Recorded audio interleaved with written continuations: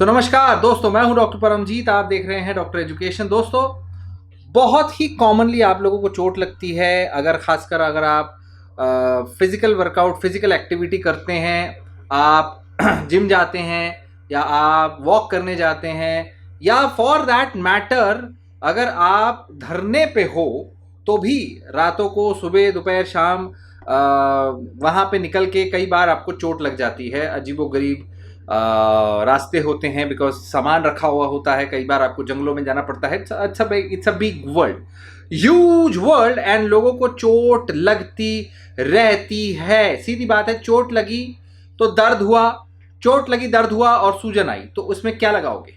क्या उसमें आप बर्फ लगाओगे? क्या उसमें आप गर्म सेक दोगे?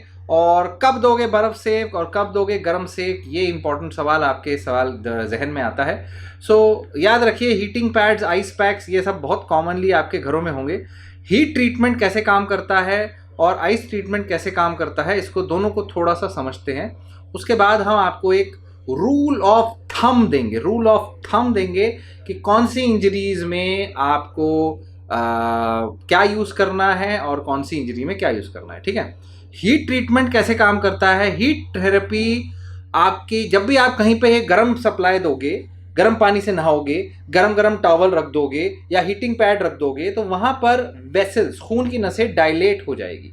से मेरे कंधे में दर्द हो रहा है, चोट लग गई, तो मैं यहाँ पे गर्म सेक दूंगा तो यहाँ पे जो खून की नसें हैं ये डायलेट होंगी, सर्कुलेशन इंप्रूव होगा।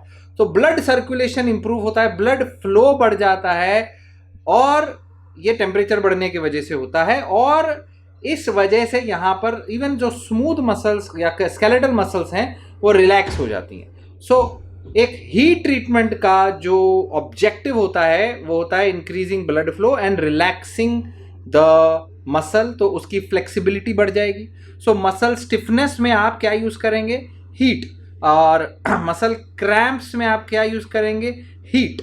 क्रैम्प है, मसल स्टिफ है, so heat therapy can relax and soothe the muscle, and then therefore अगर blood flow बढ़ रहा है तो डैमेज भी थोड़ा बहुत हील करेगा। इसमें भी हिसाब ऐसा है, दो प्रकार की हीट होती है, dry heat and moist heat. अब इसका क्या मतलब? देखो, दोनों तरीके की जो हीट थेरेपी है वो आपको गर्म करेगी, पर ड्राई हीट का मतलब है जैसे कि हीटिंग पैड हो गया जिसके अंदर से कोई मॉइस्चर नहीं जाता, सिर्फ गर्माहट जाती है। ड्राई हीटिंग पैक हो गया या फिर सोना हो गया, वो ड्राई हीट है। ये जो है इजी होती है अप्लाई करने में, कोई टेंशन नहीं होता। इसको बस पकड़ के यहाँ लगा दो, यहाँ लगा दो, यहाँ लगा दो, सोना में बैठ जाओ, वो होता है, सीधी सीधी बात है। उससे क्या, पूरी शरीर में या जहाँ लगाना है वहाँ ईजिली आप लगा सकते हो। मॉइस्ट हीट मतलब वहाँ पर जो होता है ना, एक तो होती ड्राई हीट में कंडक्शन होता है, यानी हीट इधर से इधर चला गया, कंडक्शन ऑफ हीट। एक गर्म ऑब्जेक्ट से आपके शरीर में हीट कंडक्ट हो गई। Now we talking about convection. Moist heat मतलब कन्वेक्शन, जैसे कि स्टीम्ड टॉवल, यानी कि अगर आपने गरम गरम टॉवल, स्टीम टॉवल रख दिया ऊपर, या मॉइस्ट हीटिंग पैक्स आते हैं, या हॉट बाथ लिया, ये दो अलग चीज होगी। सौना और हॉट बाथ ये दोनों अलग चीजें हैं। मॉइस्ट सौना में सिर्फ आपको पसीने गर्म चेंबर में बैठा दिया जाता है, पसीना आन दो जी, और हॉट बाथ में गर्म पानी से नहाते हैं। So that is there. Hot bath जो है, moist heat is slightly more effective, and उसमें कोई रिजल्ट सेम ही लगते हैं और ज़्यादा टेंशन नहीं। Moist bath is much more better than dry heat, ये बात याद रखिए। प्रोफेशनल हीटिंग ट्रीटमेंट भी आते हैं जो फिजियोथेरेपिस्ट के पास होते हैं।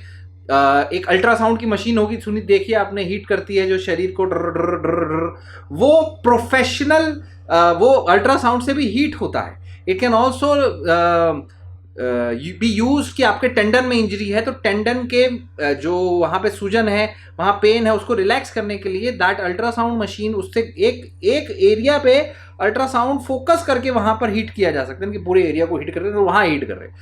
अगर वो नहीं है अल्ट्रासाउंड तो आप डायरेक्ट हीटिंग ट्रीटमेंट कर सकते हैं। अगर आपको कोई टेंडन इंजरी है तो भी हीट काम करेगा, मसल्स को, सॉफ्ट टिश्यूज को रिलैक्स करेगा। This is very important. और आपको क्या है, ये भी इंपॉर्टेंट है, जब हीट कर रहे हैं तो आप चूज कर सकते हो कि आप उसी एरिया में लगाना है या पूरी बॉडी में नहाना है, those are the things which are important heating treatment से। सो कब हीट नहीं यूज करना है ये बहुत इंपॉर्टेंट है, ठीक है। हीट थेरेपी तब अगर वहां चोट लगी है, ब्रूज हुआ है, खरोच आ गया है, या फिर बिकॉज ऑफ एक्यूट इंजरी, एकदम एक्यूट इंजरी में चोट लगी है, तो वहां, या ओपन वूंड है, तो वहां पर आप हीट ट्रीटमेंट का इस्तेमाल नहीं करेंगे। याद रखिए, एक्यूट इंजरीज या पेन विथ इन्फ्लामेशन, यानी इन्फ्लामेशन अगर है, वहां लाल पना है, ऑलरेडी लाल है, स्वेलिंग है, लाल का मतलब है ऑलरेडी खून का सप्लाई ज्यादा है, it is not a muscle spasm then, ठीक है। ऑलरेडी खून का मसल ज्यादा है, वहां लाल इन्फ्लामेशन पे और हीट लगा के और आग नहीं उबालना है वहां पर। सो इस जगह पे आप हीट ट्रीटमेंट नहीं इस्तेमाल करेंगे। एक्यूट इंजरी पे चोट लगी, ला गरम गरम सेक ला, नहीं, ठीक है। पर टेढ़े होके मसल स्प्रेन हो गई, स्पाम हो गया, तो वहां पे आप सोच सकते हैं मसल जो है वो हो गया, वहां पर आप थोड़ा हीट लगा दें। So that is there. और अगर सूजन आ रही है then that might be a soft tissue injury, वहां पर फिर आपको पहले आइस लगानी पड़ेगी। कुछ लोग जिनको प्री एग्जिस्टिंग कंडीशंस हैं, कुछ बीमारियां हैं, उनको भी हीट थेरेपी का इस्तेमाल नहीं करना चाहिए, बिकॉज उनको ज़्यादा रिस्क होता है हीट के कॉम्प्लिकेशन होने का, बर्न्स होने का। जैसे अगर किसी को डर्मेटाइटिस की हिस्ट्री है, एलर्जी की हिस्ट्री है, किसी को कोई वैस्कुलर डिजीज है, खून की नसों की बीमारी है, किसी को डीप वेन थ्रोम्बोसिस है, पैरों में खून की नसें ऑलरेडी मोटी मोटी वेरिकोस वेन्स हैं, मोटे मोटी, और उसमें क्लॉट है, और मल्टीपल स्क्लेरोसिस वाले पेशेंट या इवन डायबिटीज़ वाले पेशेंट्स को हीट ट्रीटमेंट बहुत ज़्यादा नहीं लेना चाहिए अनलेस एंड अनटिल डॉक्टर से बताया गया हो। सो अगर आपको इवन हार्ट डिजीज है, ब्लड प्रेशर की दवा लेते हो तब भी, क्योंकि याद रखिए खून की नसें डायलेट होंगी तो ब्लड प्रेशर ड्रॉप होगा, तो हीट ट्रीटमेंट से ब्लड प्रेशर ड्रॉप हो जाता है। अगर आप गर्म पानी से नहाते हो तो ब्लड प्रेशर ड्रॉप हो जाता है, गर्म पानी में पैर रखते हो तो ब्लड प्रेशर ड्रॉप हो जाता है। ये कोई जादू नहीं है, ये एक सिंपल वेसोडाइलेशन है, सिंपल वेसोडाइलेशन, खून की नसें डायलेट हो रही है। It's a very very simple aspect, right. So आपको हॉट टब्स में जाना है, ये करना है, तो सोचना पड़ेगा बीपी ड्रॉप ना हो जाए, चक्कर ना आ जाए। हॉट टब में जाने के बाद उठ के खड़े होकर चक्कर आ गया तो क्या हुआ है वेसोडाइलेशन, ठीक है। सो that is the heat therapy. बहुत अच्छी होती है अगर उसको सही अमाउंट ऑफ टाइम पे यूज किया जाए, लिमिटेड उसका, लेकिन स्टिफनेस, मेजर माइनर मसल या मेजर मसल स्टिफनेस, टेंशन, उसके लिए आपको 15 से 20 मिनट के लिए हीट थेरेपी देनी है। और अगर बहुत मेजर है कोई प्रॉब्लम तो फिर आप 30 मिनट तक दे सकते हैं, ज़्यादा से ज़्यादा 2 घंटे, उससे ज़्यादा ही वार्म थेरेपी नहीं देना। हीट को नहीं, वार्म की बात कर रहा हूँ, वार्मथ दे सकते हैं 1-2 घंटे तक, लगातार नहीं। उसको ऑब्वियसली डायरेक्ट हीट नहीं लगाना, कुछ चीज़ से ऑब्वियसली आपको समझ के करना होगा, स्किन न जल जाए, that is very very important. So this is everything you need to understand about heat therapy.